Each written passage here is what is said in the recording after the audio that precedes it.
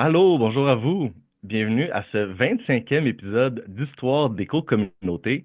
À travers ce balado, on parle à différents acteurs du mouvement éco-communautaire québécois, des gens en lien avec des éco-villages, des éco-hameaux, cohabitats, des communautés intentionnelles du Québec.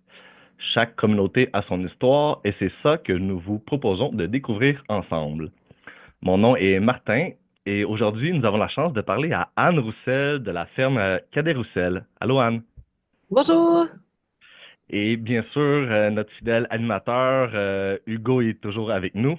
Allô, Hugo. Salut Martin, ça va? Salut. Hugo me laisse la chance de faire l'introduction cette fois-ci.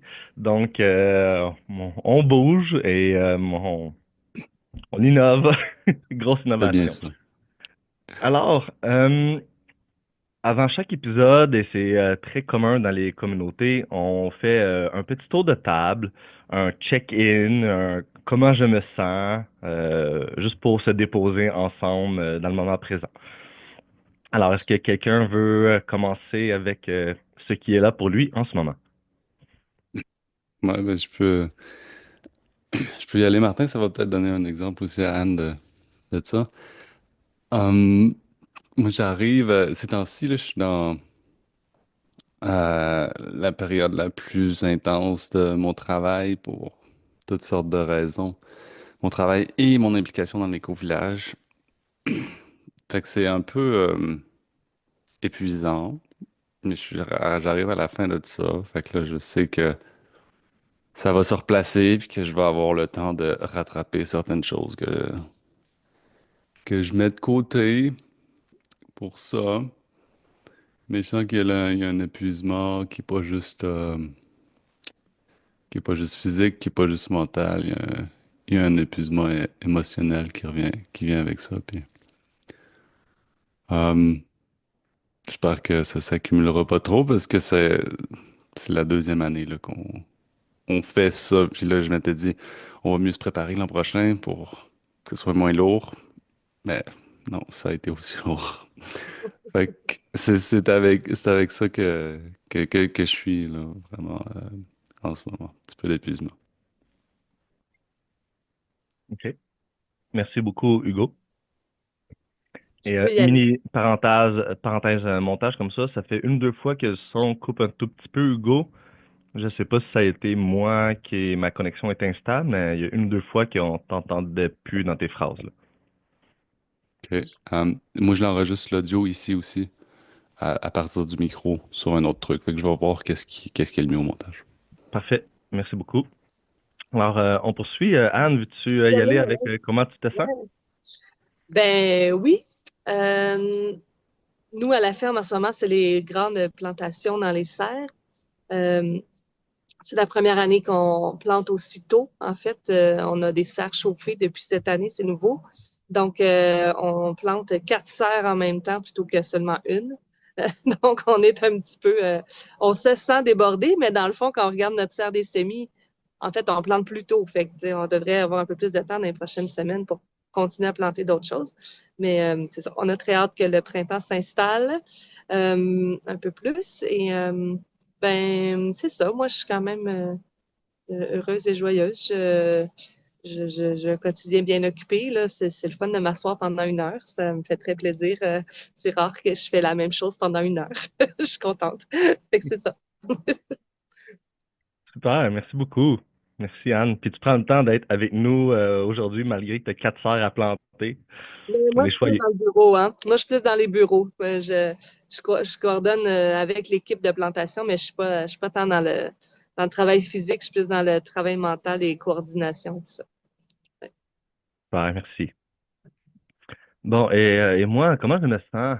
Euh, ben, disons, les derniers mois étaient un peu plus, je dirais, sombres ou moins de soleil dans ma vie. Ça a été plus dur. Je vis une grosse transformation. Puis ça fait du bien, le printemps qui revient, les petits oiseaux, ça fait vraiment du bien.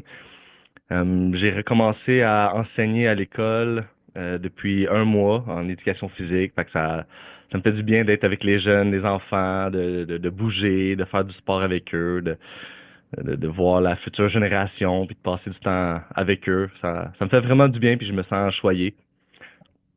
Fait que ça bouge beaucoup dans ma vie, puis ça va de mieux en mieux de ce temps-ci. Fait que j'arrive avec une belle énergie, puis je me sens très bien.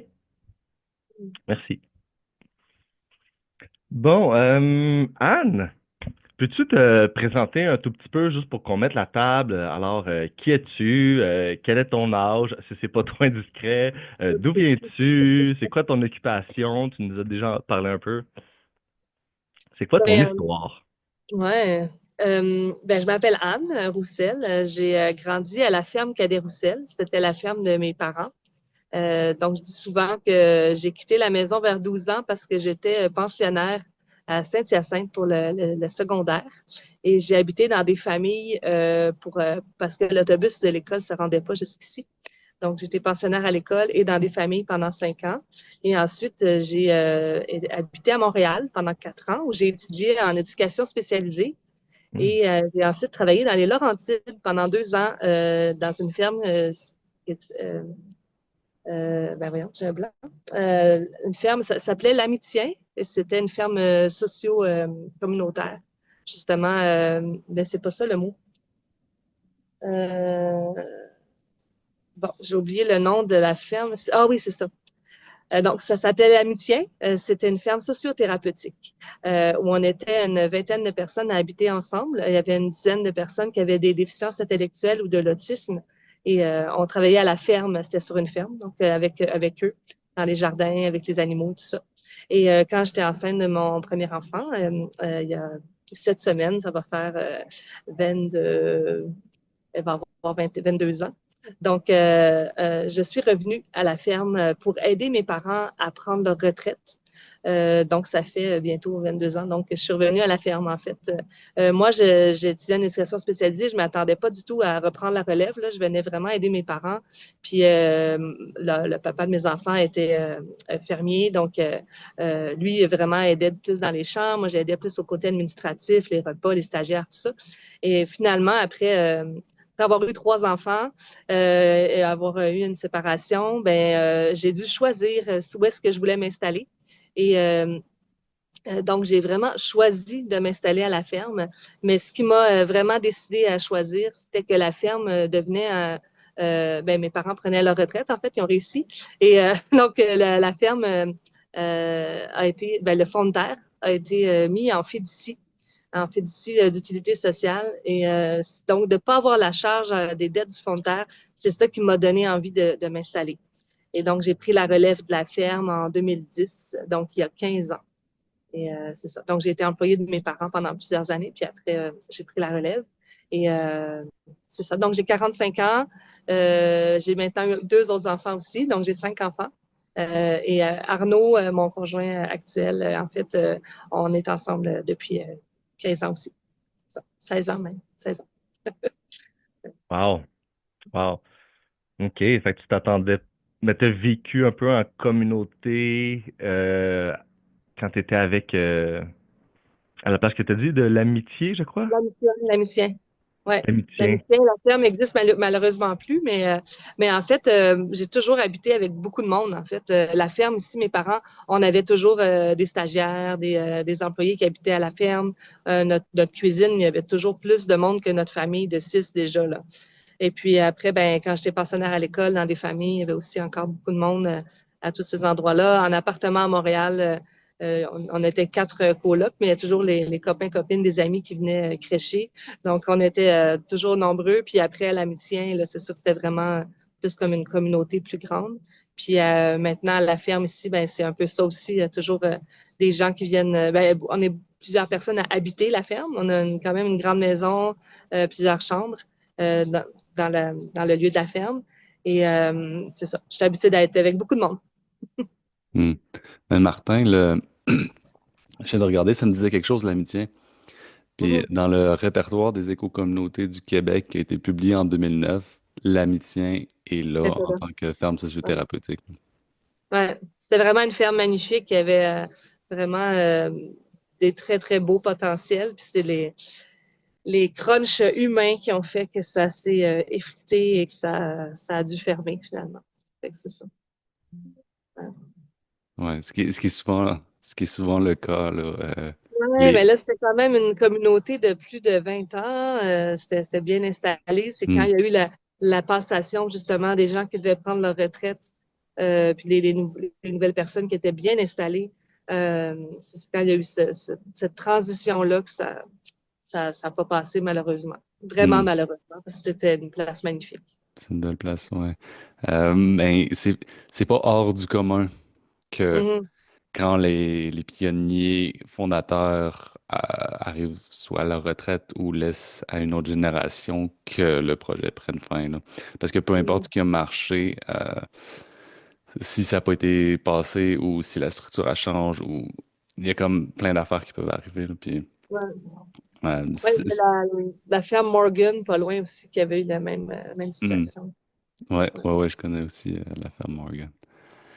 Mais C'est je pense qu'on avait eu Jocelyne B. qui avait ouais. participé à la ferme Morgan. On l'a reçue, je pense, il y a 1 an ou 2 en podcast aussi.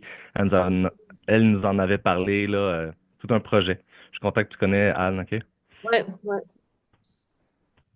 Euh, Anne, c'est quoi la ferme Cadet-Roussel? Depuis combien de temps ça existe? Quelles ont été les phases du projet? T'en as parlé un petit peu, mais si tu peux vraiment là, nous dire il y a combien de gens qui habitent là? Y a-t-il des visiteurs? C'est quoi la ferme Cadet-Roussel? Ben, la femme Cadet-Roussel a eu 50 ans l'année passée, ou il y a 2 ans même. Ben, il y a 3 ans.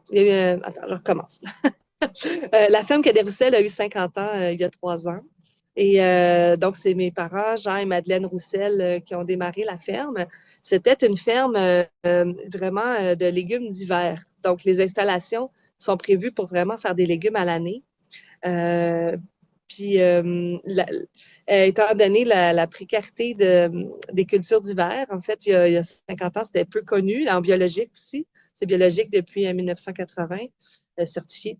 Puis, ben, mes parents ont toujours eu des gens bénévoles ou des stagiaires, des woofers qui venaient, ça s'appelait pas des woofers dans le temps, mais c'était déjà ça, des gens qui venaient travailler en échange d'être logés, nourris. Et puis, donc, avec les années, ils se sont spécifiés vraiment plus dans la vente dans les restaurants ou les magasins de produits naturels, restaurants européens, je devrais dire. Et ils vendaient surtout des endives euh, à la communauté européenne parce que c'est des gens qui connaissent plus l'endive. Donc, belges, suisses, allemands, français. Donc, c'est ça. Et puis, en 1995, est arrivé des jeunes de Montréal, dont Laure Varidel, qui ont amené l'idée des paniers bio, de l'agriculture soutenue par la communauté. Donc, en 1995, mes parents ont vraiment eu un creux. Là. Il y avait eu une mauvaise saison parce que les légumes d'hiver, en fait, sont cultivés l'été. Donc, sont cultivés pendant tout l'été puis sont commercialisés l'hiver. Donc, c'est vraiment pas évident d'avoir un bon succès pendant 4 saisons. C'est très long le nombre de temps où il peut y avoir des risques, soit de production ou de conservation. Donc, là, il y avait eu deux mauvaises années.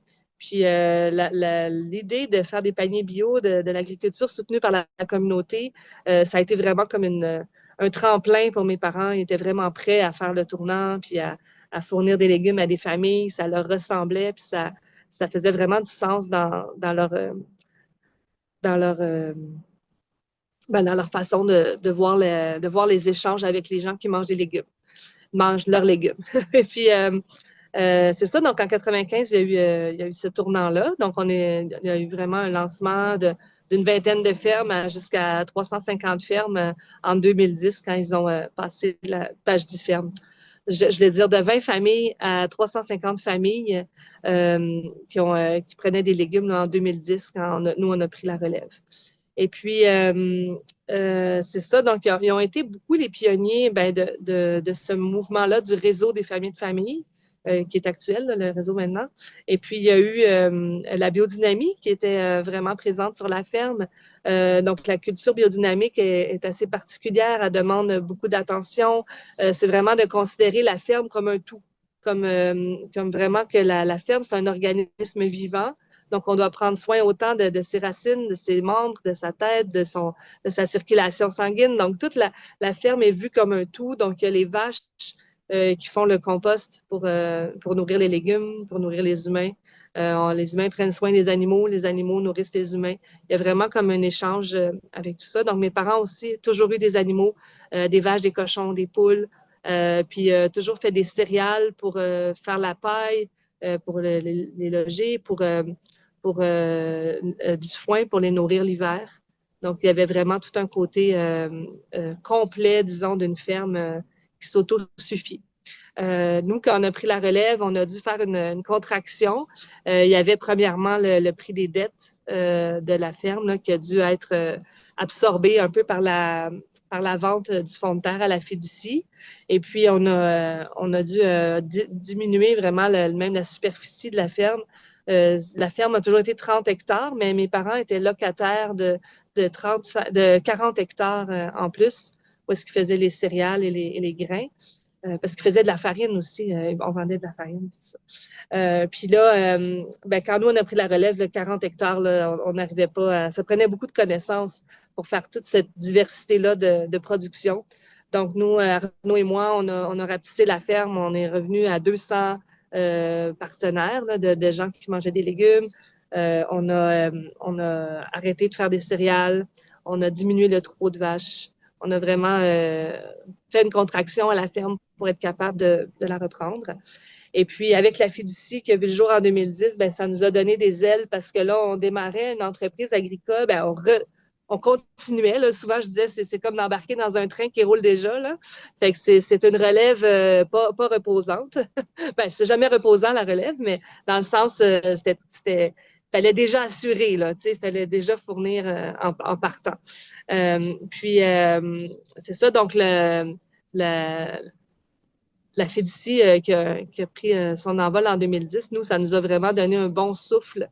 On a pu, pendant les premières années qu'on était là, vraiment rénover les bâtiments, se réorganiser dans l'espace, vraiment miser aussi sur la culture d'hiver.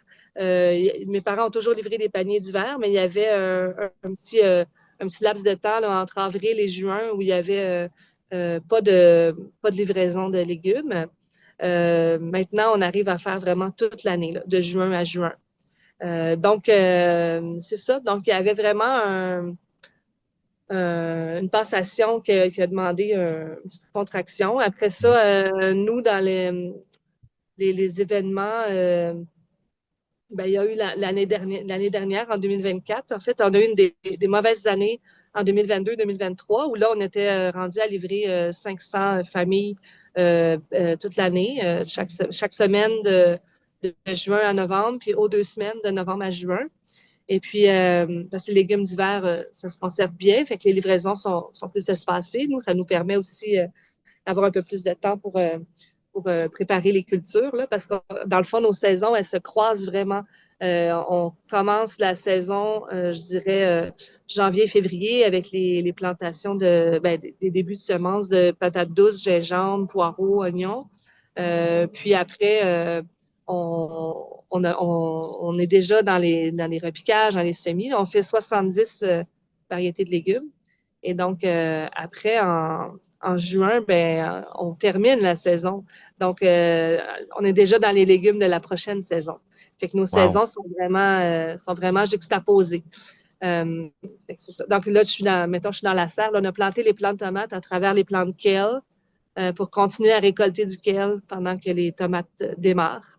Puis à l'automne, c'est la même chose. On plante les cultures d'automne dans les cultures d'été pour vraiment avoir une juxtaposition qui roule bien. Fait que c'est ça, un peu d'histoire de la ferme. Et, là, j'ai pas parlé de... Là, en 2024, en fait, on a un tout nouveau projet parce que là, on a eu deux années très difficiles. En janvier Oui. 2024, on n'avait même pas assez d'argent pour acheter nos semences.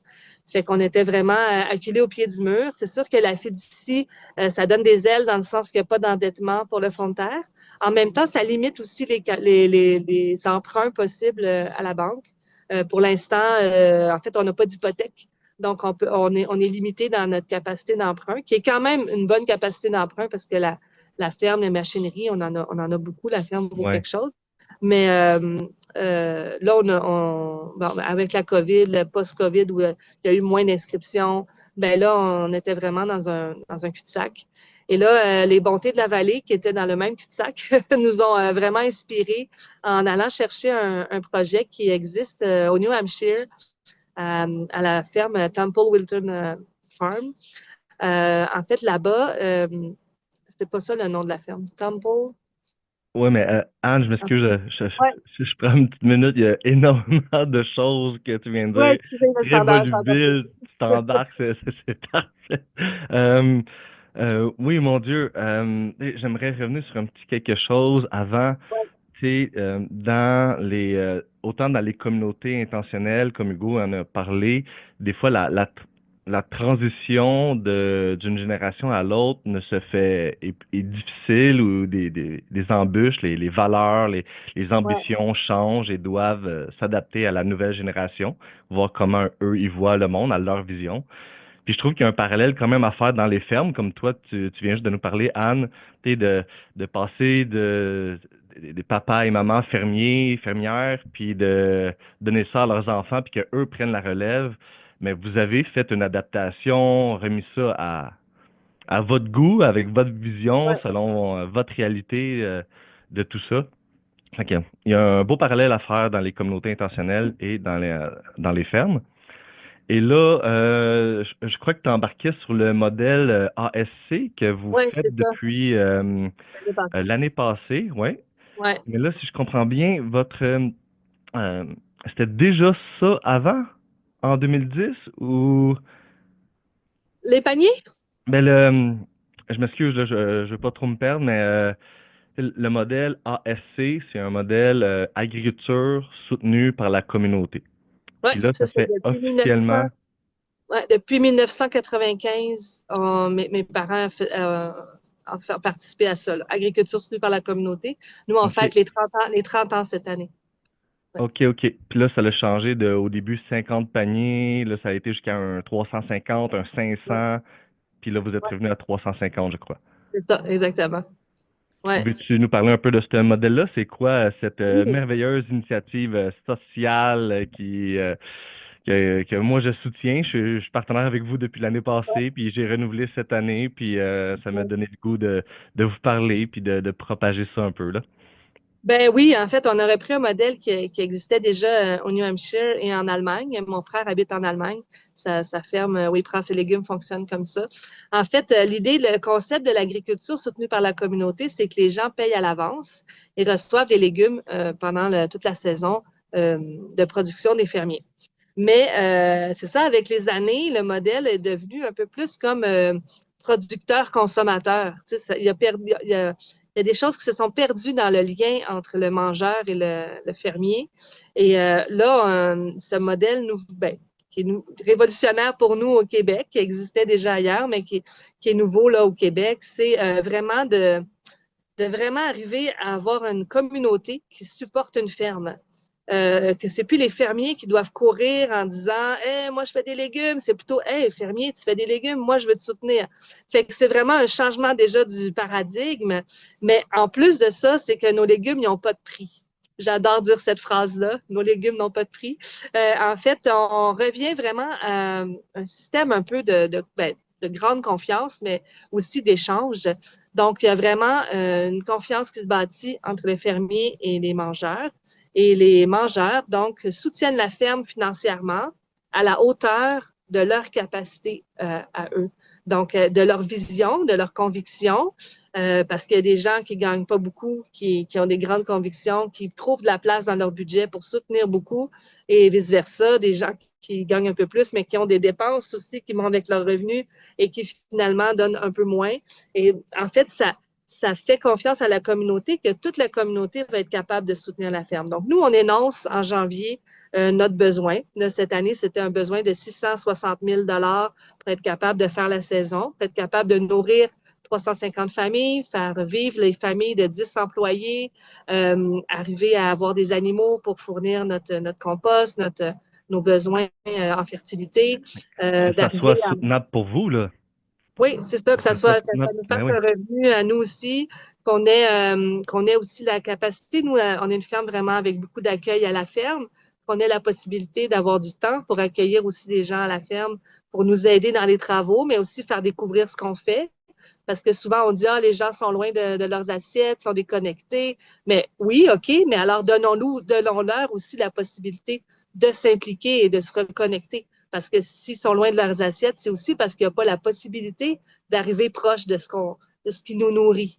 Donc, euh, donc, on a tout ça qui est en ligne de compte.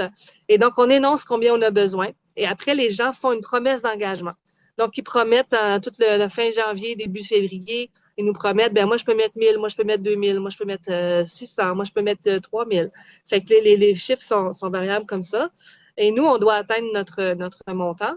Et là, ça a pris quand même du temps. Cette année, on était un peu euh, on a trouvé ça un peu long parce que l'idée, c'est qu'on ne démarre pas la saison tant qu'on n'a pas notre promesse d'engagement qui arrive à 660 000. Puis là, ben, ça a pris presque 3 mois. Fait qu'après un mois et demi, quand même, on voyait l'engouement. On a dit, bon, quand même, on sait qu'on va faire la saison. Puis après, en mars, ben là, c'est le temps de commencer les paiements parce que les gens ont de mars à septembre pour payer s'ils veulent l'échelonner sur 10 mois. Mais c'est sûr que là, on arrive à un moment où il faut prendre les paiements, mais on n'était pas encore complet pour la saison. Donc, c'est une situation qui n'est pas souhaitable dans ce modèle-là. On va trouver des nouveaux moyens l'année prochaine pour vraiment atteindre notre objectif, puis dire on démarre la saison, puis avoir l'esprit tranquille. Là, on n'était pas très tranquille. Mais depuis cette semaine, là, on est en avril, là, on est complet. Fait que là, on arrive à dire, OK, on est sûr que la saison va bien se passer. Mais l'idée, c'est que les fermiers peuvent planifier leur saison, avoir un coussin pour les imprévus, Ben oui. vraiment d'avoir un. Ben, c'est vraiment un soutien à la vie de la ferme. Tu sais. Puis après, les gens, au mois de juin, quand on commence à avoir des légumes, ben là, ils viennent à chaque semaine pendant 22 semaines, puis aux 2 semaines, pendant 14 semaines jusqu'à juin de l'année suivante. Et là, arrivé au point de livraison, il y a 3 catégories, disons, pour prendre les légumes. Il y a le généreux. Ça veut dire qu'on peut vraiment prendre selon ses besoins. On le sait, nous, que ça va répondre aux besoins de tout le monde. Ensuite, il va y avoir le légume au choix. Donc là, il y a 2 légumes qui sont, faut en prendre un ou l'autre. Les gens doivent faire un choix.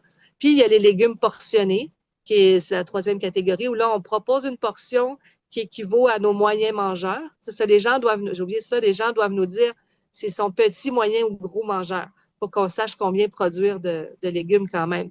Puis là, on donne la portion du moyen mangeur, fait que les gens prennent aussi plus ou moins selon leurs besoins. On prétend que nos légumes, les gens vont pouvoir les prendre selon leurs besoins, mais on ne prétend pas répondre à tous leurs besoins. Beaucoup de gens doivent quand même compléter à l'épicerie comme un panier bio que les gens allaient chercher, vont chercher encore dans d'autres fermes. On produit 70 légumes. On veut avoir du légume toute l'année, mais c'est sûr qu'il y a des fois, l'année passée, on n'a pas eu de concombre. Fait qu'il a fallu que les gens, s'ils voulaient manger du concombre, il fallait qu'ils en trouvent dans d'autres fermes. Il y a des fois en fait, chaque année, il y a des légumes qui manquent. On en fait 70, mais ce n'est pas tous les légumes qui aiment beaucoup la chaleur ou beaucoup l'eau. Donc, c'est la beauté de la diversité et des surprises. Puis c'est la réalité de l'agriculture aussi, là. Des fois, il y a des cultures qui vont mieux, qui vont moins bien. Puis nous, C'est en tant ça. que consommateurs, de prétendre que tout à longueur d'année est tout le temps parfait, on vit un Ça peu fait dans un monde ouais, différent, là. idéaliste. Ouais. Fait que c'est ça. Fait que c'est un nouveau modèle qui nous ressource beaucoup, qui nous donne vraiment de l'énergie, qui nous valorise parce que là, on vend vraiment on vend pas de légumes, en fait, c'est ça la beauté. Donc, nous, on fait notre passion, puis on nourrit des gens. Puis c'est dans la simplicité, c'est dans la confiance. C'est là qu'on est vraiment, ouais, qu'on se sent qu'on travaille pour une vraie cause. Quand on travaille tout le temps pour joindre les deux bouts financièrement, quand on essaie de toujours couper pour faire moins cher, moins cher, moins cher, ben ça fait qu'on marche sur nos valeurs. Puis là, ben, on a connu un petit burn-out là, pour pouvoir être capable de se dire, OK, nous, on n'aime pas être des patrons, on veut que notre équipe soit plus autonome possible. On veut que nos employés aient des meilleures conditions. Ça fait pas de sens de travailler au salaire minimum. Là, même dans 2022-2023, on a payé pour aller livrer des légumes à Montréal. C'était des années déficitaires. Donc, tu Aïe, sais, il aïe, y a aïe. vraiment des paramètres que, ben, si on veut manger des légumes de notre région, il faut les soutenir, les fermiers. Puis le nouveau modèle d'agriculture soutenu par la communauté, dans le fond, on a juste repris les bases. Avant, c'était soit les fermiers, ils disent combien de légumes ils sont capables de faire, ils disent pour combien de familles, tout ça, en disant selon leurs besoins. Mais là, quand on part du montant de financement qu'on a besoin, on est ailleurs. On parle des vraies choses. Puis là, c'est plus gênant, c'est plus ben, ça demande une transparence qui est, comment je dirais, qui, ouais, qui arrive à montrer nos vulnérabilités aussi. Là. Fait que c'est ça un Hmm. autre enjeu. Mais bon, les vulnérabilités, si on ne les montre pas, les gens les sentent. Je veux dire, les fermes, elles ferment. Les fermiers arrêtent leur Totalement. ferme parce que psychologiquement, c'est trop lourd. C'est trop de charge mentale, c'est trop de stress. Fait que là, de pouvoir partager les soucis, mais aussi les bons coups avec les gens qui mangent nos légumes, c'est quand même les gens pour qui on est là. T'sais. Fait que c'est ça l'idée quand même. Totalement. Mais mon Dieu, il y a tellement de choses là-dedans encore. Je vais essayer de rapper ça. On parlait tu parlais de biodynamie tantôt, puis on va y revenir un peu. Tu sais, c'est rendu là que la communauté qui achète vos paniers bio fait en quelque sorte partie de tout cet écosystème-là de la ferme parce que on vous soutient en avance, puis on veut que vous soyez bien. Tu parlais même tantôt du sang, de notre, tout notre corps, puis de se sentir bien dans nos émotions. Tu sais, il y a tellement de choses à prendre en considération avec les serres, l'infrastructure, la machinerie, les animaux, les céréales, les légumes, c'est toutes des choses différentes. Vous avez déjà tellement de choses à penser et à prendre en considération. Imaginez un peu là, les auditeurs de seconde. Là. En plus, faut que tu piles sur tes valeurs un peu parce que tu sais pas si tu arrives à la fin de l'année, puis tout le stress que ça va avoir sur nos légumes, puis sur vous, comment vous vous sentez là, au jour, dans la production, si tu sais même pas si tu fais de l'argent à la fin de l'année, toute la pression monétaire que ça peut avoir, là, si on peut au moins vous voir, vous soutenir, puis vous reconnaître là-dedans, enlever cette pression-là financière.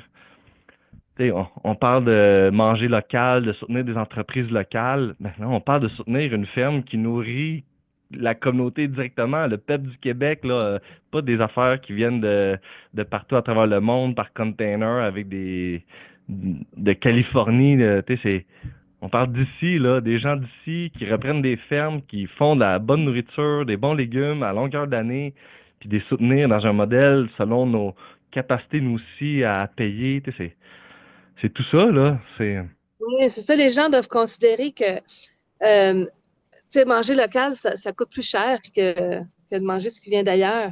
Mais quand ça vient d'ailleurs, c'est que ça a un coût social ailleurs aussi. En fait, les salaires des gens en Californie et au Mexique, c'est pas les mêmes salaires qu'ici. Les conditions de travail non plus. Bon, les niveaux de vie non plus. Mais si on veut que la vitalité des campagnes soit ici autour de nous, il faut être prêt à mettre le prix. Puis mettre le prix, c'est oui, financièrement, mais c'est aussi physiquement. Là, j'ai oublié de dire que notre nouveau modèle, ça s'appelle des fermes communautaires. C'est ça le nom des fermes. Puis, en fait, là, l'idée d'une ferme communautaire, c'est aussi l'accueil à la ferme. C'est d'avoir la joie de rencontrer les gens qui mangent des légumes, mais aussi que les gens aient un accès, bon, tu sais, que ce soit seulement pour se promener dans les champs, puis voir, ah, OK, des aubergines, ça pousse comme ça. Ah, mon Dieu, je pensais pas que des céleris, ça pouvait, tu sais, des gens nous disent, oui, mais vous n'avez pas un céleri, tu sais, moi, je veux un céleri. Nous, on cueille les branches pendant plusieurs mois, puis on a le même plan de céleri pendant plusieurs mois. Puis bon, à la fin de la saison, il y a un plan. Mais, tu sais, on l'a cueilli 10-12 fois avant, là, tu sais. Fait que, tu sais, le céleri devient comme un légume que les gens connaissent. Mais dans sa culture de pourquoi on le fait comme ça, ah, ça, les gens, il y a des choses à apprendre. Puis, Mhm. un pied de céleri, ça demande beaucoup d'eau, ça demande beaucoup, tu sais, je prends le céleri comme exemple, mais je veux dire, on a 70 légumes, il y a des choses à apprendre sur chacun des légumes. Donc, c'est génial de pouvoir avoir la visite des gens qui peuvent vraiment ben, se valoriser eux-mêmes aussi en donnant un coup de main. C'est agréable pour eux aussi de participer. Puis après, ils ne mangent pas les légumes pareils. Là, l'an dernier, on a fait des désherbage des carottes. On était une trentaine de personnes. Puis quand on mangeait le repas ensemble le midi, tout le monde a dit, ouais, moi, je vais pas manger des carottes pareilles. Hein? C'est comme une fois que tu as désherbé pendant plusieurs heures, qu'on te dit, ah oui, ça, c'est 3 fois dans la saison qu'il faut les désherber, les carottes.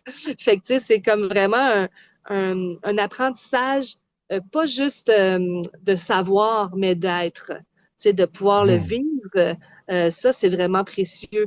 C'est ça qui fait qu'on avance dans notre évolution humaine, je pense, de vivre les choses de la base. Tu sais, beaucoup de gens qui ont des burn-out ou tout ça, c'est des valeurs qui ne sont pas vécues, tu sais, qui sont mis de côté. Puis là, à un moment donné, ben, ça explose. On a besoin de vivre nos vraies valeurs, tu sais. Puis là, ben, que ce soit par des escapades, de faire des marches en forêt ou tout ça, mais là, il y a un truc vraiment de plus, c'est que là, tu participes à ton agriculture. Fait que, tu sais, oui, les gens rêvent de retour à la terre ou de, hey, moi, je veux faire mon fromage, je veux faire mon beurre, je veux faire mon.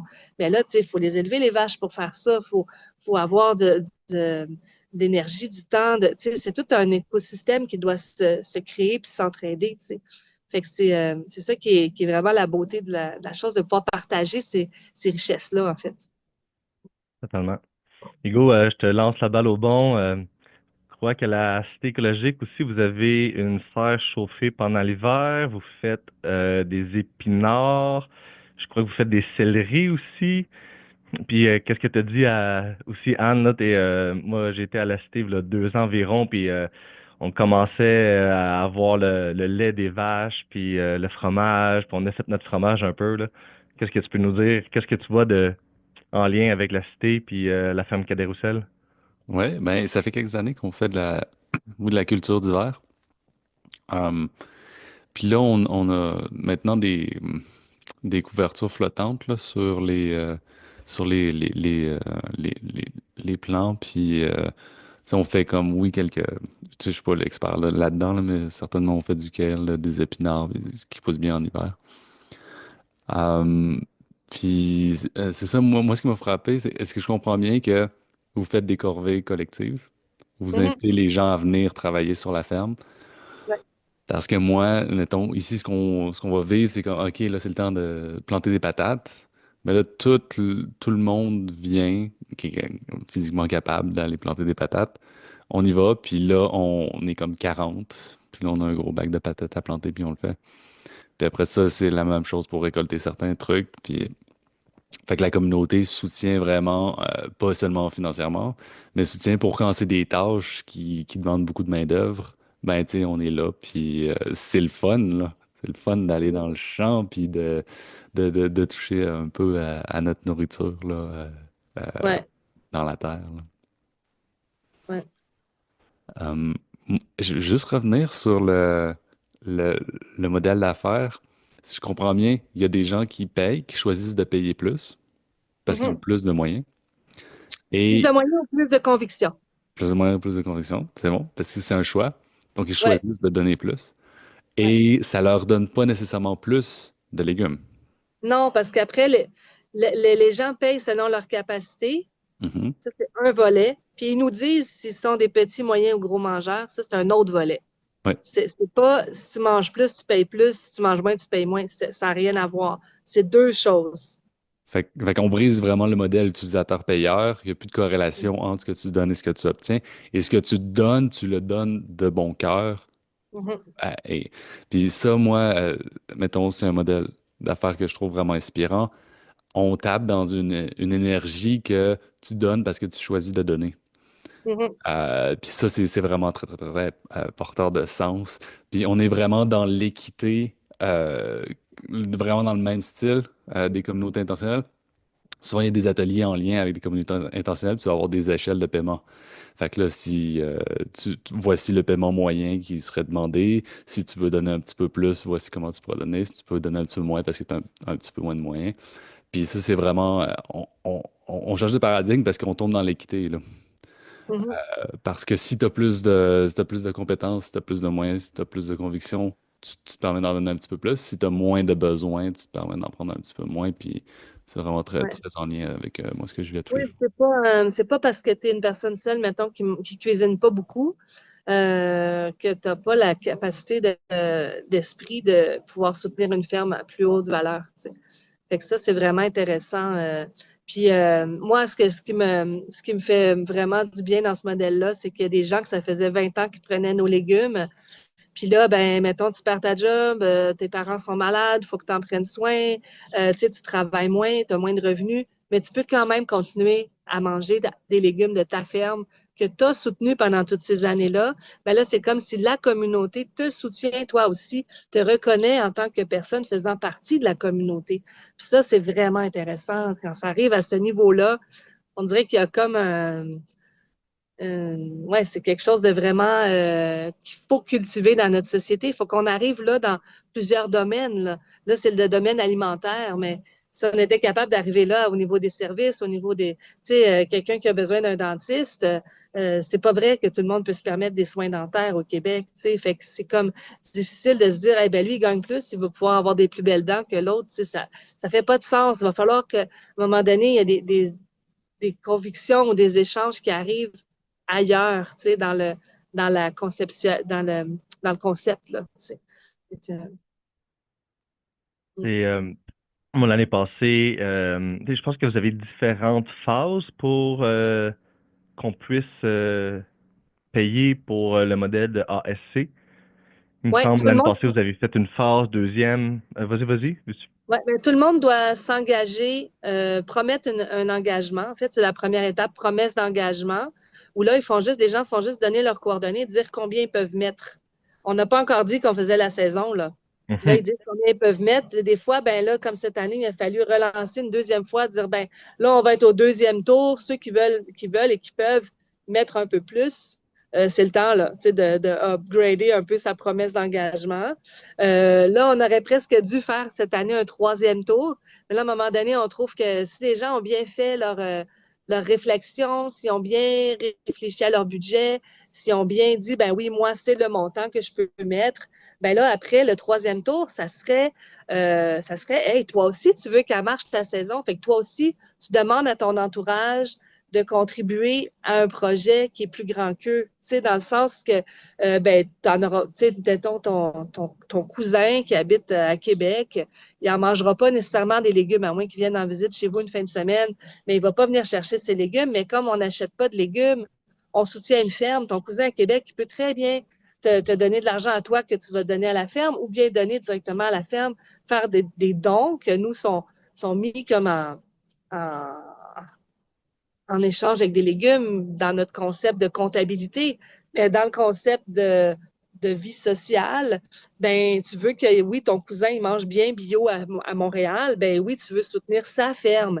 Fait que là, c'est comme si les gens doivent aller aussi voir plus loin que juste mon assiette, moi, qu'est-ce que je vais manger, puis qu'est-ce que je décide de dépenser, ben pour soutenir, ben là, d'avoir une vision plus large en disant, ben, hey, les grands-parents, les cousins, les frères, les sœurs, qui peut contribuer avec moi pour soutenir ma ferme, tu sais, parce que c'est ça l'idée, c'est, oui, on, on cherche 660 000, mais on cherche aussi pas trop plus que 350 familles.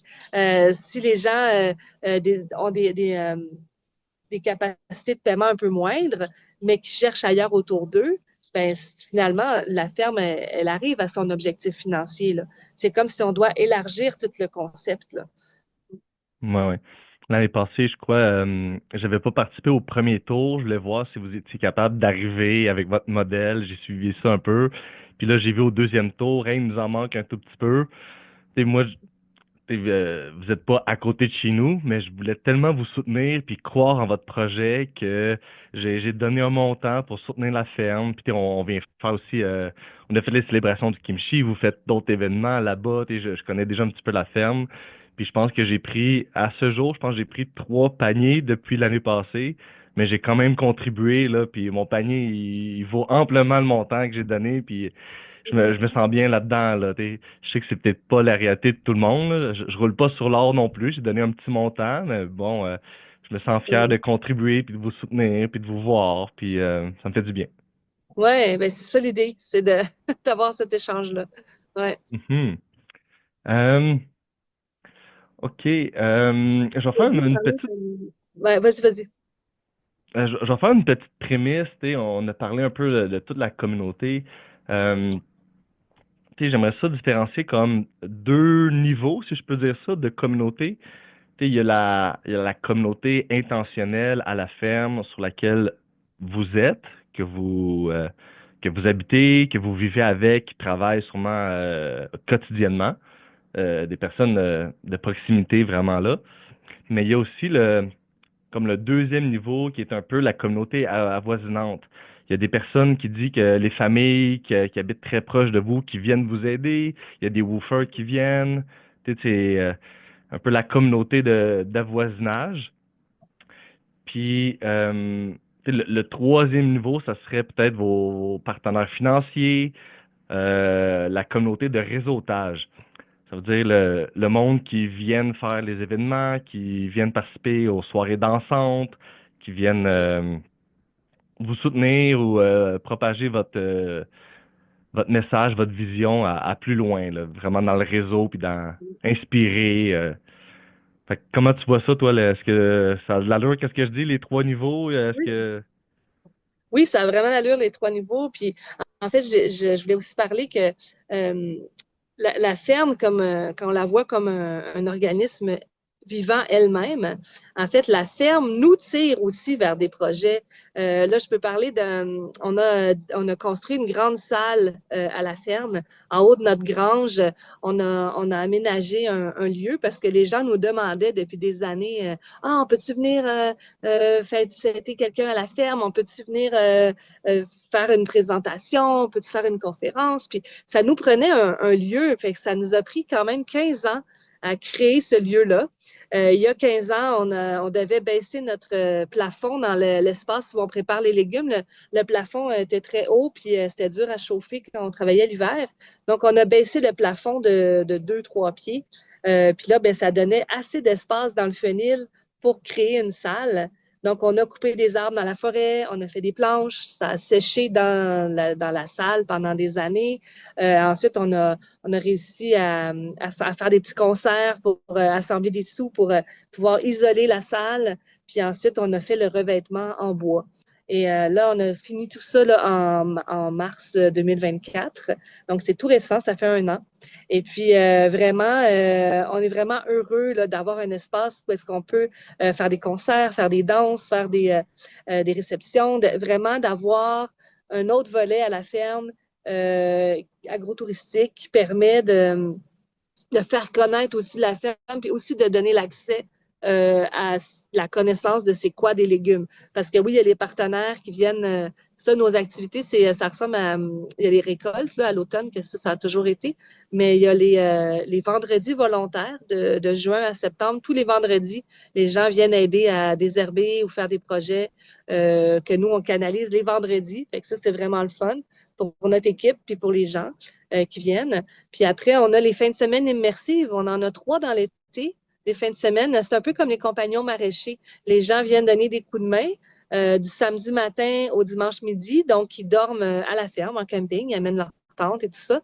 Et nous, on prépare les repas pour le samedi midi, le samedi soir, le dimanche matin, le dimanche midi. Fait qu'on mange avec les gens des produits de la ferme. Eux viennent donner un coup de main. Puis là, c'est vraiment aussi très riche en termes de vie, comment je dirais, d'expérience humaine, vraiment, où est-ce que les gens peuvent vraiment expérimenter d'être à la ferme. Fait que ça, c'est vraiment chouette. Puis après, on a aussi tous les moments de l'année, comme là au printemps, les gens, il y en a qui viennent aider à faire du repiquage, à faire des transplants. Fait que ça, on peut pas être 40 en même temps dans la serre à faire ça, mais on est capable d'avoir un petit bassin de bénévoles d'une dizaine de personnes qui viennent pour donner des coups de main. Puis ça, c'est très riche là, pour l'équipe et pour les gens de la ferme. Ben oui, oui. Puis j'aimerais ça que tu développes un petit peu plus sur tu sais, que crois-tu que ça a comme impact sur le tissu social québécois, sur nos cultures, pas juste les cultures de légumes, mais notre culture en tant que peuple, sur nos traditions, sur tout ça. Ça nous mène où, ça, là, toute cette communauté-là? C'est clair que tous les métiers manuels, tu sais, cordonnier, horloger, tu sais, il y a des vieux métiers qui se sont perdus presque, là, tu sais, ouais, ou presque, qui se sont perdus. Mais l'agriculture, ça va toujours rester, tu sais. C'est un métier traditionnel où les gens, tu sais, une année, une dame, elle m'avait téléphoné pour savoir, elle disait, moi, je veux faire ma part pour la fin du monde, je voudrais savoir que je voudrais mettre des semences dans des pots de verre enterrés dans le sol pour que si jamais le monde sont mal pris, ils savent qu'il y a une petite réserve de semences ici. Tu sais. Puis là, je dis, ben écoutez, madame, oui, c'est une belle idée, tu sais. Mais là, les gens, quand ils vont trouver les semences, ils vont faire quoi? Ils vont savoir comment les planter? Ils vont attendre que ça pousse? Ils vont-tu... Là, il faut les trouver. Puis là, après 3-4 ans, elles sont peut-être plus bonnes, les semences, tu sais. Fait que là, je dis peut-être que c'est une meilleure idée d'investir du temps dans le quotidien maintenant pour que la pente des croissances de notre société soit moins dure, tu sais, plutôt que de prévoir cacher quelque chose qui peut-être va être trouvé, qui peut-être... C'était une belle idée, mais là, elle était vraiment, ouais, c'est sûr que, bon, ben, je vais venir vous donner un coup de main d'abord. Tu sais, elle avait besoin de faire quelque chose, tu sais, elle avait besoin de sentir qu'elle participe, là, à ce qui se passe, tu sais. Les changements climatiques, tout ça, les gens se sentent un peu impuissants, tout ça, mais clairement, il faut qu'on change des habitudes. Tout le monde, je m'inclus là-dedans moi aussi. Je veux dire, il faut que tout le monde, on change des habitudes qui sont pas faciles, qui sont pas le fun, puis on n'a pas le choix. Je veux dire, là, en ce moment, les Québécois, les Nord-Américains, on consomme 7 planètes de notre planète actuelle. Tu sais. Puis si nous, on est capable d'avoir des jours de congé, d'avoir des loisirs, ben, c'est parce qu'il y a du monde ailleurs dans la planète qui travaille des 70 heures semaine pour nous permettre d'avoir des accessoires, des vêtements, d'avoir des... Fait que là, il y a un déséquilibre quotidien qui est lourd pour les gens à porter. Mais il faut qu'on change. On n'a pas le choix. On ne peut plus attendre encore 5 ans. Là. Il faut que dans notre quotidien, il y ait vraiment, tu sais, que le recyclage, le compost, c'est pas hot de faire ça, le recycler puis composter, là. C'est de la gestion de déchets, là. Comme on est rendu plus loin. T'sais. On est rendu à diminuer, à réutiliser, à réfléchir. Il faut vraiment les 3 R d'enjeu. C'était environnement jeunesse. Quand il y a 20 ans, j'étais bénévole pour environnement jeunesse. On parlait des 3 R, recycler, réduire. On parlait déjà de réduire il y a 20 ans, mais le monde ne sont pas en train de réduire. Là. Fait que, il faut vraiment arriver à réfléchir à nos consommations. Puis oui, c'est la petite fourmi qui fait sa part dans tout l'écosystème. Puis il faut arriver à faire des actions qui sont justes, qui sont équitables, qui sont réfléchies, qui sont, tu sais, puis arriver à notre société qui est assez égocentrique. Encore, je m'inclus là-dedans. Je veux dire, on a ce bagage social-là de penser à nous, de penser à notre santé, de prendre notre temps. Tu sais, oui, les gens vivent beaucoup de stress. Je m'inclus aussi là-dedans. Les gens vivent beaucoup de stress.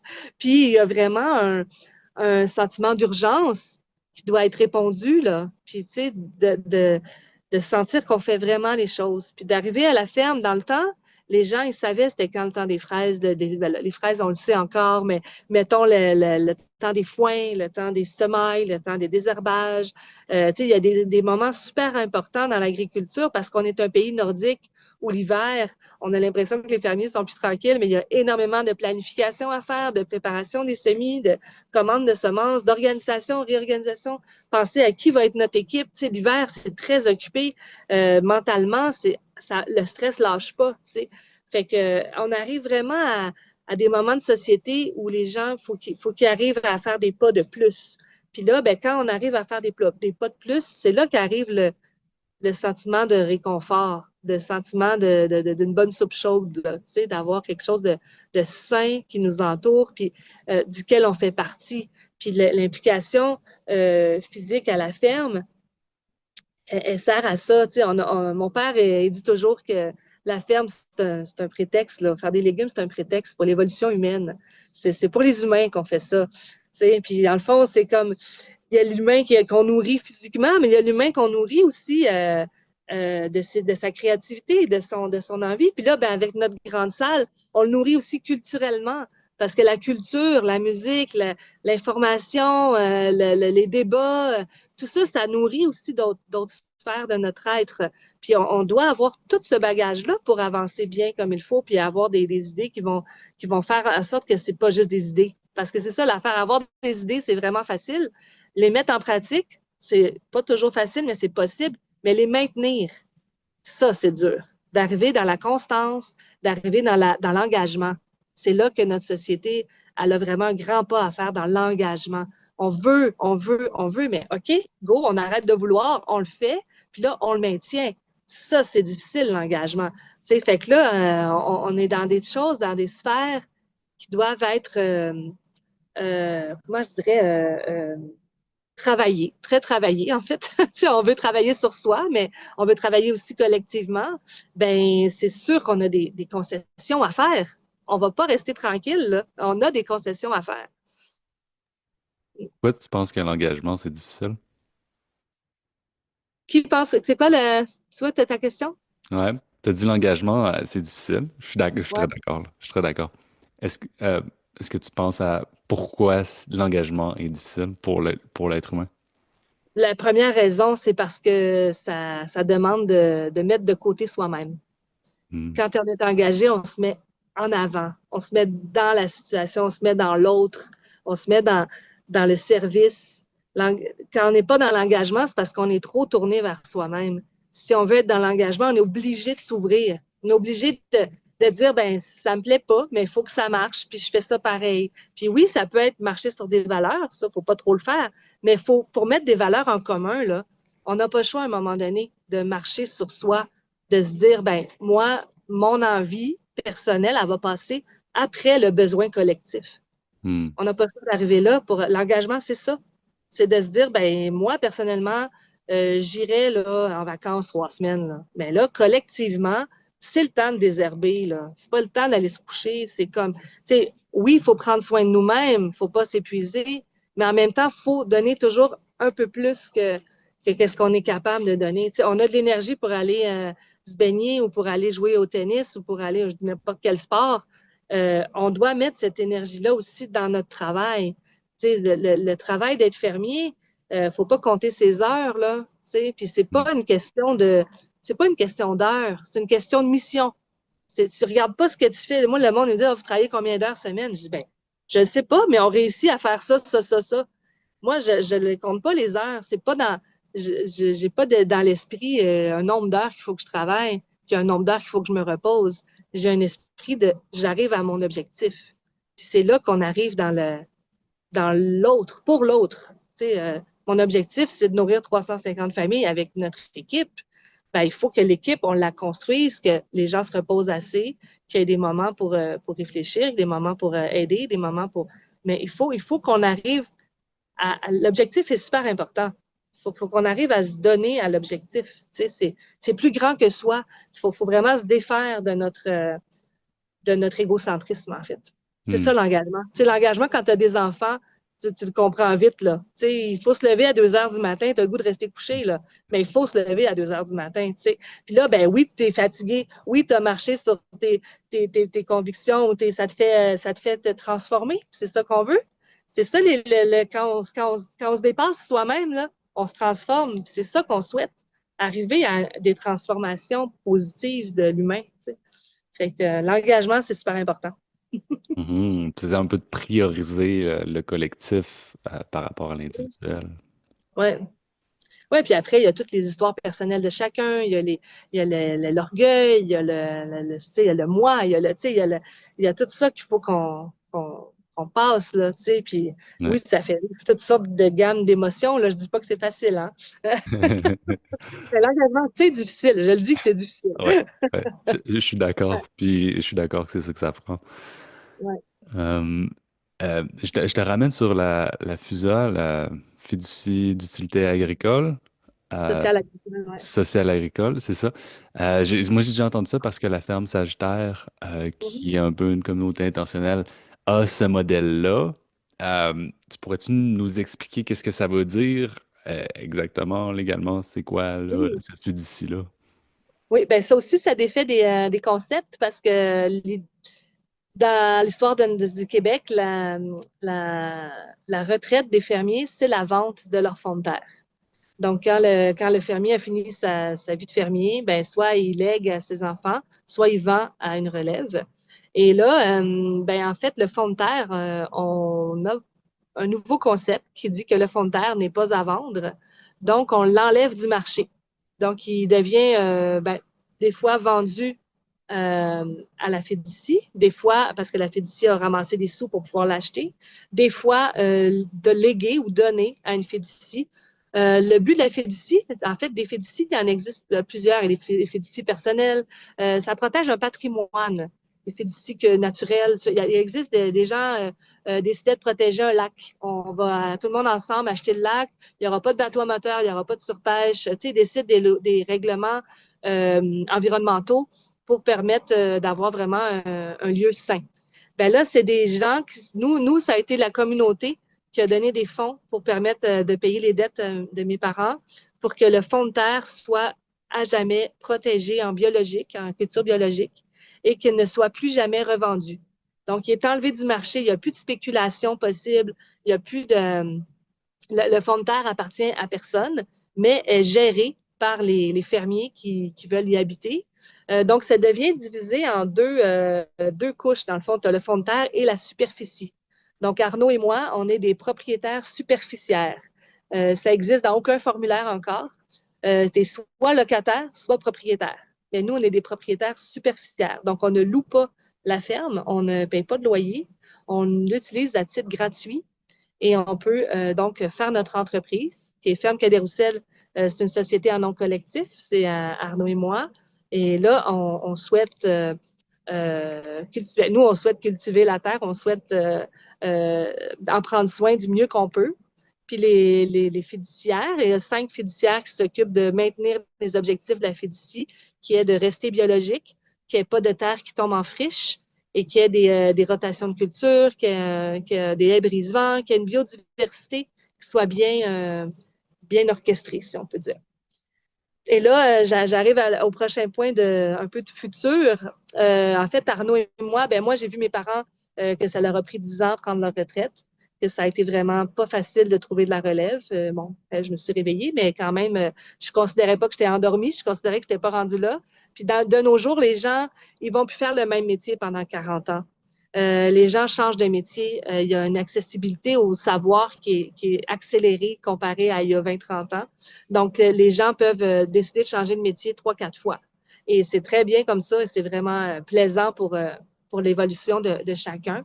Et pour la ferme, là, on trouve Arnaud et moi, on trouve qu'une société en nom collectif, notre idée, c'était d'être plusieurs copropriétaires, si on veut, de l'entreprise. Mais là, on a décidé qu'on voulait, dans la prochaine année, devenir une coop de solidarité. En fait, penser déjà à nous quand on va quitter, comment on va quitter. Parce que Arnaud et moi, justement, on a vécu dans des communautés qui ont arrêté. Parce que justement, la transition, c'est pas faite. En fait, j'allais dire mal faite, mais non, pas faite du tout, en fait. Ça a arrêté. Donc, on souhaite réussir à faire une passation de connaissances puis de fonctionnement la plus douce possible.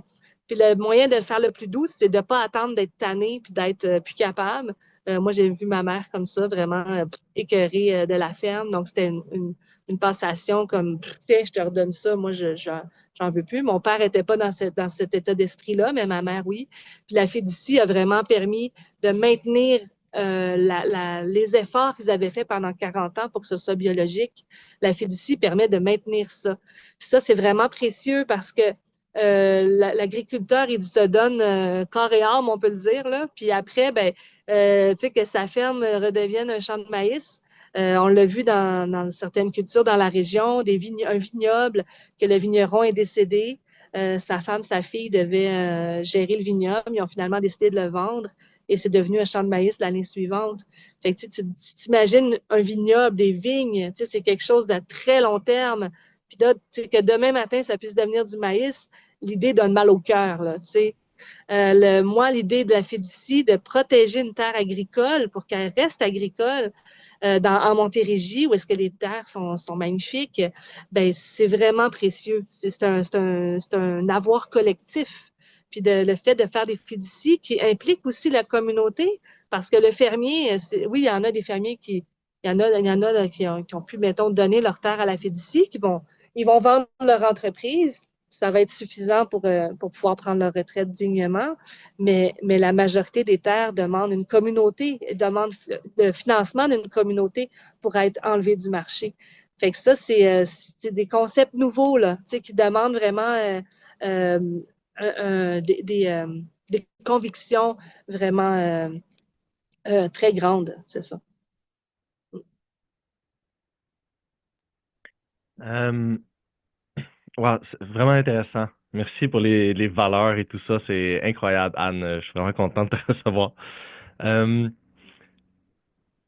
Tu as parlé tantôt de biodynamie, puis je sais que, je sais pas si j'ai le droit de dire ça, mais je sais que tu as été en Suisse l'année passée avec Patrick pour donner une conférence sur la biodynamie. Est-ce que tu veux nous parler un petit peu, sans trop nous perdre dans tout ça? Tu en as parlé au début, mais veux-tu développer un peu là-dessus? Oui, ben oui, la biodynamie, c'est un mode de culture qui existe depuis 100 ans, qui a été élaboré par un philosophe qui s'appelle Rudolf Steiner. C'est le même philosophe qui a pensé à la vie en communauté, justement, des Campbell. Je ne sais pas si vous connaissez. C'est écrit Camphil. Les Campbell, c'est des communautés qui existent partout dans le monde, où justement la moitié des villages, là, carrément, des fois c'est des villages de 200-300 personnes. La moitié du village, c'est des personnes qui ont des besoins spécifiques, qui ont des déficiences intellectuelles ou des besoins physiques spécifiques des handicapés. Et l'autre moitié du village, des gens qui prennent soin d'eux, mais que les villages sont élaborés pour permettre l'épanouissement de tout le monde, en fait. Fait qu'il y a chaque personne a son métier. Mettons, quelqu'un s'occupe de la cuisine, mais ils vont cuisiner dans une autre maison. Ils quittent leur maison pour aller dans une autre maison cuisiner. Fait que tout le monde du village travaille ensemble. Fait que le Rudolf Steiner a pensé les Campbell, il a pensé l'école Waldorf, l'école Steiner qu'on appelle. Il a pensé la médecine, puis il a pensé l'agriculture. Puis là, j'en passe, il y a plein d'autres aspects d'art et tout ça. C'était un très grand philosophe. Donc là, Rudolf Steiner, il a proposé un mode d'agriculture où justement on considère la ferme comme un tout. Donc, il y a vraiment une entité à chaque ferme. Quand on visite des fermes, on le sent ça. Tu sais, tu arrives à une ferme, il y a bien sûr la couleur des fermiers dans une ferme, bien sûr, mais la ferme elle-même, où est-ce qu'elle est rendue, puis qu'est-ce qu'elle développe, puis où est-ce qu'elle s'en va, c'est comme des fois indépendant du fermier. C'est comme si, en tout cas, nous, avec la grande salle, on a vraiment senti, nous, c'était un énorme projet pour nous, mais la ferme était rendue à avoir une grande salle. C'est pas pour nous, la grande salle, c'est pour les générations futures, c'est pour le monde qui vont l'utiliser. C'est comme, on sent que la ferme, elle a vraiment son entité. Fait que pour aider la ferme, on considère que les sols sont malades, sont épuisés. Donc, pour aider la ferme, on a besoin de soins.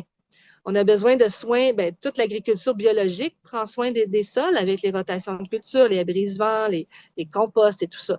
Mais il y a autant de différences entre une ferme conventionnelle et biologique que biologique et biodynamique. C'est comme vraiment une marche plus haute, où est-ce que là, on considère la ferme aussi comme qui a sa propre faculté de s'auto-guérir, en fait. Donc, on va chercher des plantes qui poussent à la ferme. Là, on est en Amérique du Nord. Ailleurs dans le monde, là, je suis allée en Chine, il n'y avait pas de plantes médicinales, les mêmes plantes médicinales qu'ici.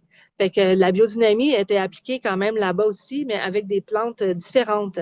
Donc, c'est de trouver les plantes que Rudolf Steiner, lui, c'est très précis de la biodynamie pour l'Europe et l'Amérique du Nord. On n'a pas à chercher des nouvelles choses, là. C'est déjà assez complet. Mais la biodynamie, donc, on prend des plantes qu'on met dans des organes animaux qui sont transformés, qui deviennent comme du compost, qu'on intègre dans notre compost pour avoir plus de vie dans le compost. Et ensuite, le compost sert à fertiliser la ferme, les champs de la ferme. Et puis, il y a aussi des préparations à base de bouse de vache ou de silice qui aident à rendre la ferme, quand il y a des grosses sécheresses, la silice vient aider à... Non, non, l'inverse, excusez-moi. La bouse de corne vient aider à humidifier. La silice, ça aide à sécher. La silice, c'est fait avec du quartz broyé. Donc, la chaleur, ça amène une chaleur. Donc, ça parle de termes qui sont plus larges que juste l'agriculture comme telle.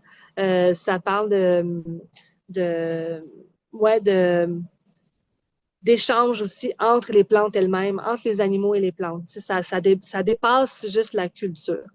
Donc, la biodynamie, c'est cette forme d'agriculture-là.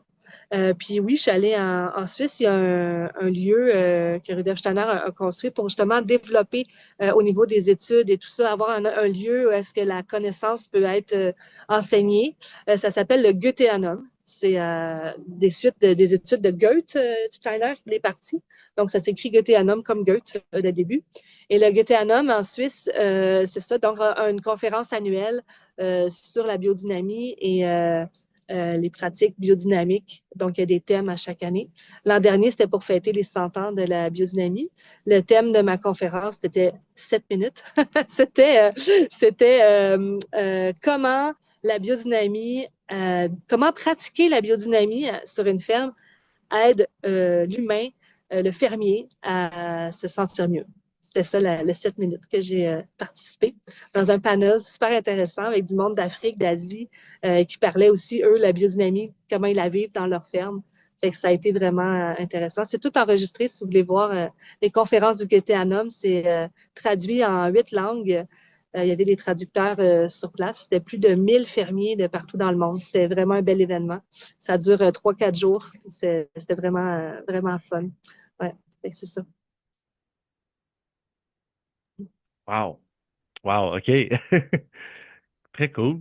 Ah ben, je peux dire un petit mot. Le logo de la biodynamie, c'est Déméter. C'est Demeter, le nom de la déesse de La la Terre. déesse Et, grecque, ouais, ouais.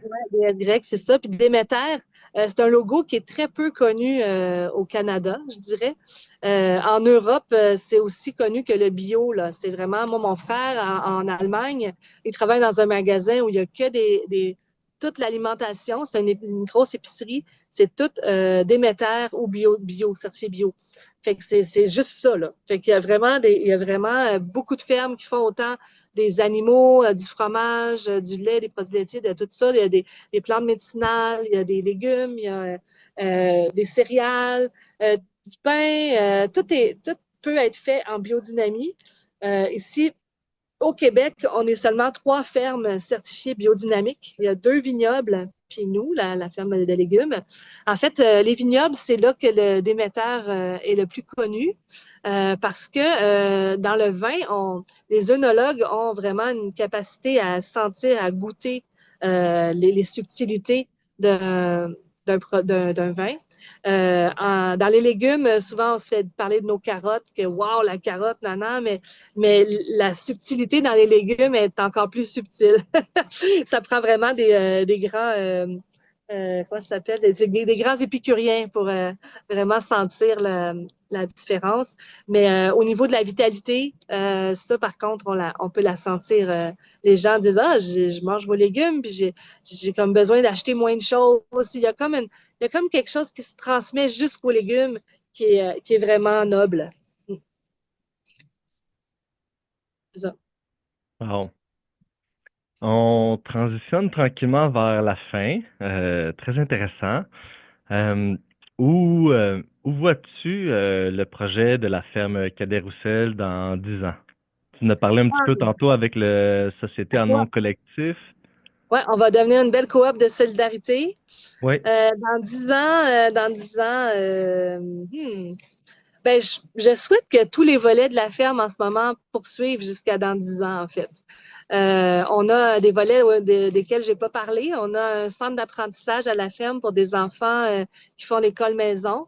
On a 6 enfants qui passent 4 jours semaine ici avec des intervenants à faire des activités de la ferme ou de la musique, de la danse, tout ça. Fait que vraiment comme un petit centre d'apprentissage pour aider les familles qui font l'école maison. Il n'y a pas il y a pas un but éducatif comme tel parce que c'est les parents qui ont la charge de l'éducation, mais bien sûr qu'ils apprennent quotidiennement des milliers de choses, que c'est vraiment intéressant. Fait que ça, je souhaite que ça poursuive. On a aussi un jardin d'enfants à la ferme avec des tout petits là, de 0 à 5 ans, qui est une garderie en milieu familial qui est subventionnée par le gouvernement, puis tout ça, pour 6 autres enfants. Donc, ça, c'est le fun, même 9, on est rendu à 9. Ça, c'est le fun comme projet connexe qui ont lieu à la ferme parce que la ferme devient un lieu de vie quotidien pour beaucoup de familles. Je trouve ça vraiment le fun. On ne pourra pas être ici un éco-village ou un éco-hameau. On a une limite de construction possible grâce à la fiducie. Mais par contre, le village peut très bien être le lieu d'habitation des gens et la ferme, le lieu de culture, de passe-temps, de concrétisation de moult de projets. On a l'idée d'un four à pain, là, de construction d'un four à pain, des choses qui amènent justement les gens du village à s'intégrer dans les fermes qui les côtoient, en fait.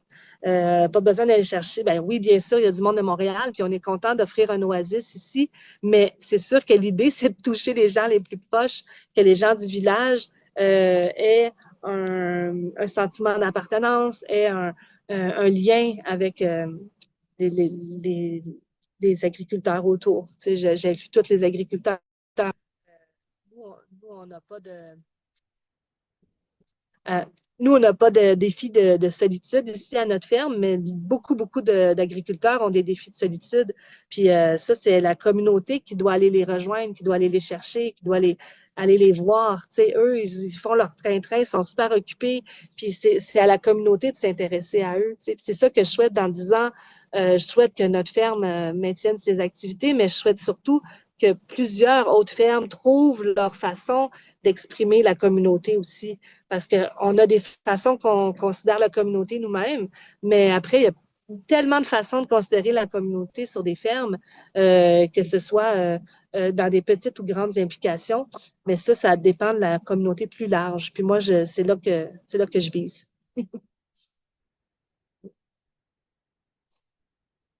C'est ça.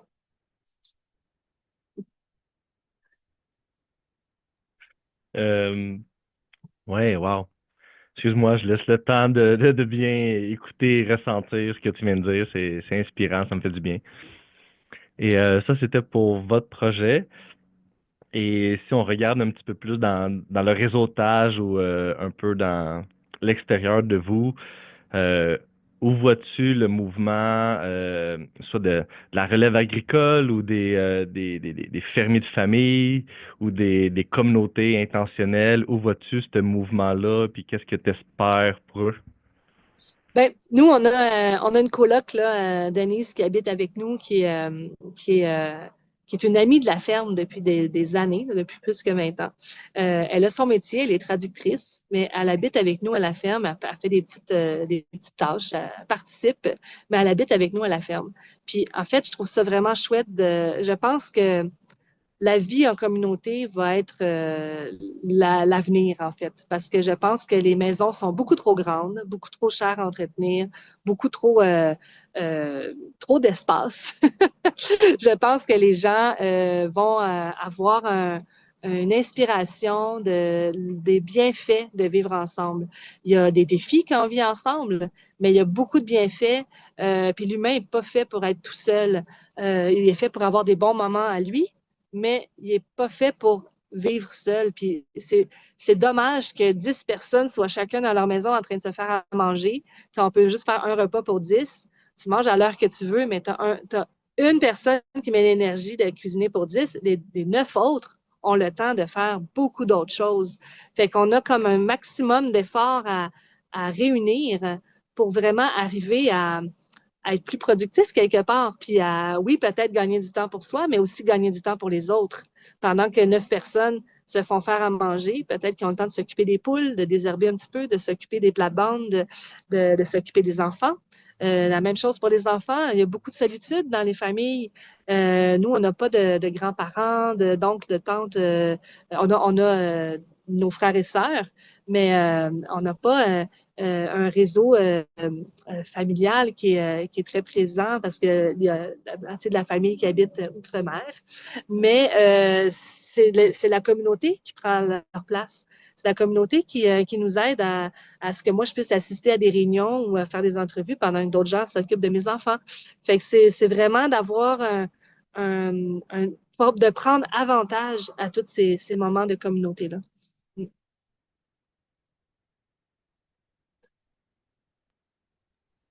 C'est Est-ce beau. que... Vas-y, Hugo.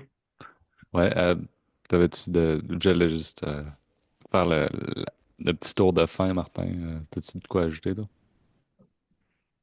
Ben, j'ai pas de quoi ajouter. J'ai un mot de fin, mais Anne, toi, est-ce que tu as quelque chose d'autre que tu pourrais nous dire? As-tu un dernier sujet à aborder ou quelque chose qui est là? Non, j'ai fait le tour. Super, super.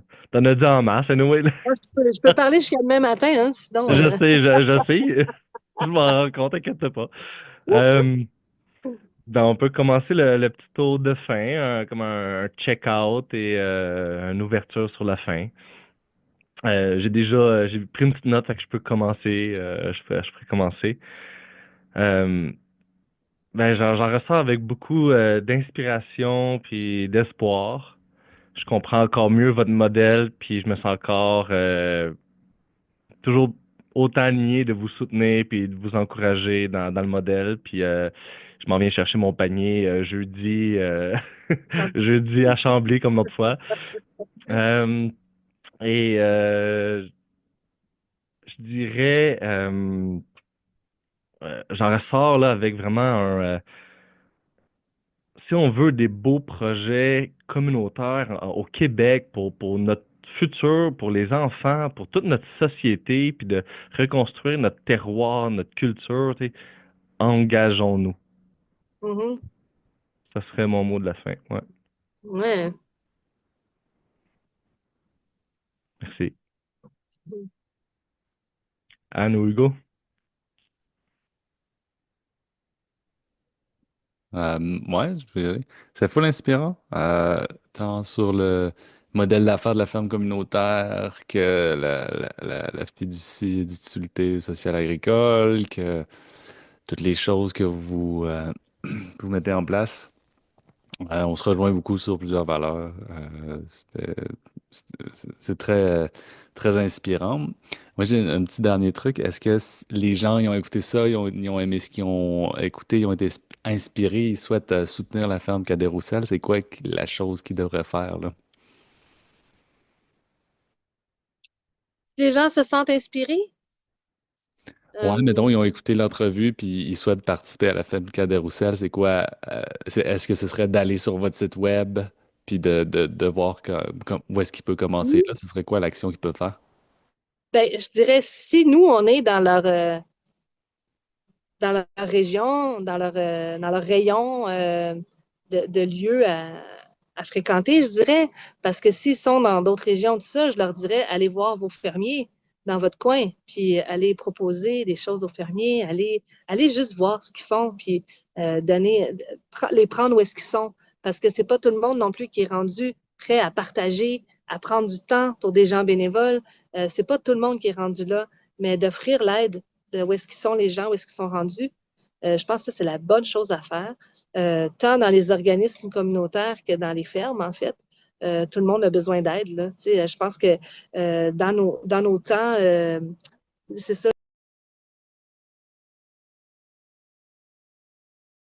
comme un diagramme où est-ce qu'on a 8 heures de sommeil, 8 heures de travail, puis 8 heures de faire nos repas, puis de prendre soin de notre famille ou tout ça. Mais il pourrait avoir un petit bout enlevé à tout ça, puis mis vraiment à faire du bénévolat, puis aller aider les autres. Tu sais, souvent, si on souhaite travailler 30 heures semaine, ben, l'autre 10 heures de. Tu sais, souvent, je dis aux gens, la force de travail est entre 25 et 65 ans, disons, là, tu sais c'est les tranches de travail où est-ce que là, on participe à la société. Puis, tu sais, c'est pas vrai qu'avant, on n'y participe pas, puis après non plus. Le bénévolat, c'est bon à tous les âges. Puis, c'est déjà d'inculquer à nos enfants le partage, c'est une chose, mais le don de donner pour le plaisir, tu sais, sans avoir à être toujours rémunéré ou récompensé en échange de juste t'as rendu service, merci beaucoup. Tu sais, je pense que les gens qui entendent, si c'est juste ça qu'ils ont envie de faire et d'instaurer dans leur vie, c'est déjà un énorme plus. Ça n'a pas besoin d'être nécessairement à notre ferme, mais avec des fermiers du coin. Après, si vraiment ils veulent participer aux événements de notre ferme, oui, c'est sur notre site web, on a une petite page Nos événements, où est-ce que tout le monde est bienvenu. Puis on a une série de concerts cette année qui s'appelle les Concerts de Saint-Grégoire, où est-ce qu'il va y avoir des grands artistes là, de musique classique, mais aussi de musique jazz, disons plus folk ou de la musique plus disons, accessible à tous qui va se passer dans notre grande salle. Fait que bienvenue. Super, merci. Puis toi, avec quoi est-ce que tu repars de cette discussion d'aujourd'hui? Ben moi, j'adore parler de ça, fait que je vais être portée pour la journée là, dans ma joie. C'est super. Merci. Cool. Merci beaucoup. Wow. Merci.